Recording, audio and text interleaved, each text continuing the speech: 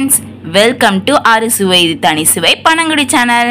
இன்னைக்கு நம்ம சேனல்ல சூப்பரான டெலிஷியஸான ஸ்பாஞ்சி கேக் எப்படி பண்ணலாம் தான் பார்க்க போறோம். வாங்க வீடியோக்குள்ள போலாம். அதுக்கு முன்னாடி நம்ம சேனலை சப்ஸ்கிரைப் பண்ணாதவங்க சப்ஸ்கிரைப் பண்ணிக்கோங்க. பெல் ஐகானை கிளிக் பண்ணிக்கோங்க. முட்டையை இப்போ மிக்ஸி ஜாரில் நம்ம உடைச்சு ஊற்றிக்கலாம்.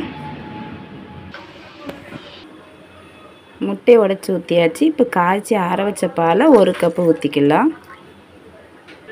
இது கூடவே 1 கப்பு பாலோட 1 கப் சர்க்கரையை ஆட் பண்ணிக்கலாம்க்கா. கூடவே 1/4 கப் ரீஃபைண்ட் ஆயிலை ஆட் பண்ணிக்கலாம். இப்போ அதை நல்லா பிளெண்ட் பண்ணி எடுத்துக்கலாம். இந்த மாதிரி நுரை வர்ற மாதிரி நல்லா பிளெண்ட் பண்ணிக்காச்சு. இது கூடவே 1 கப் ரவையை ஆட் பண்ணிவிட்டு 1/4 ஸ்பூன் பேக்கிங் பவுட்ரு ஆட் பண்ணிக்கலாம். ஆட் பண்ணிவிட்டு இதை திரும்ப லைட்டாக ஸ்ப்ரெட் பண்ணிக்கலாம். பிளெண்ட் பண்ணியாச்சு. இப்பொழுது நம்ம பேக்கிங் ஃப்ளோர் ரெடி ஆயிடுச்சு. இப்போ நம்ம ஒரு பிளேட் எடுத்து அதில் ஆயிலை நல்லா அப்ளை பண்ணிக்கலாம். அப்போ தான் கேக் கொஞ்சம் ஒட்டாமல் நல்லா வரும் நமக்கு.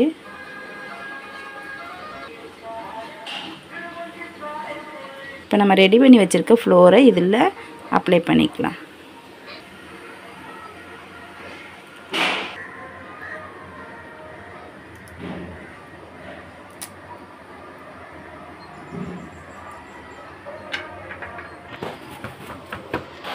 ஏர் பபிள் இல்லாமல் இந்த மாதிரி கொஞ்சம் டேப் பண்ணிக்கோங்க சுற்றிலும்.